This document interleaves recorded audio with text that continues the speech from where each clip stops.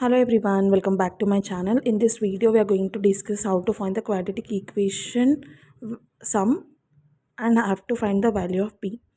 So ఇప్పుడు question అనేది ఏమి ఇచ్చారంటే x² - 6x + 5 = 0 and x² - 12x + p = 0 ఇచ్చారు. that are having a common root, then find the value of p అని ఇచ్చారు. సో ఫస్ట్ నేను ఆల్రెడీ చెప్పాను కదా, క్వశ్చన్ యాజ్ ఇట్ ఈస్ రాసుకోవాలి. x² - 6x + 5 = 0. ఇంకో రూట్ ఏమి ఇచ్చాడు, x² - 2lx + p = 0. So first ఏంటంటే మనం దీనికి roots of quadratic equation find out చేద్దాం. x² - 6x + 5 = 0. ఇప్పుడు ఏమవుతుంది, 1 × 5 అయిపోతుంది కదా.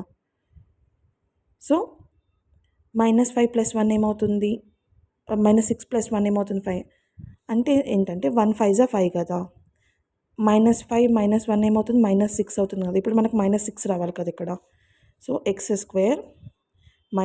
x - 5x + 5 = 0 అవుతుంది. So x of x - 1 - 5 of x - 1 = 0. So ఇక్కడ రూట్స్ ఏమొస్తాయి, 1, 5 వస్తాయి. సో మనం ఏంటి, ఈ 1, 5 అనేది ఈ ఈక్వేషన్లో సబ్స్టిట్యూట్ చేయాలి మనకి. సో ఫస్ట్ ఏంటి, 1 సబ్స్టిట్యూట్ చేద్దాం. సబ్స్టిట్యూట్ 1 1² - 6 × 1 + 5 = 0. సో ఇక్కడ సబ్స్టిట్యూట్ చేయకూడదు.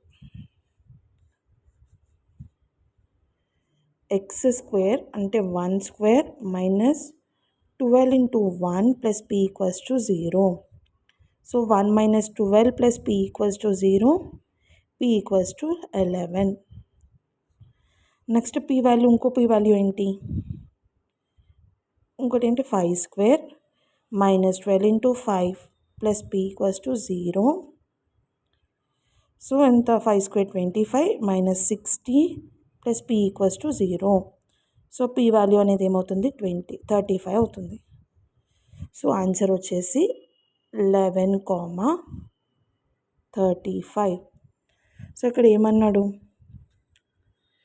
The value of p, then both are having a common root, then find the value of p అంటే వాల్యూ వచ్చేసి 11 ఇంకా 35.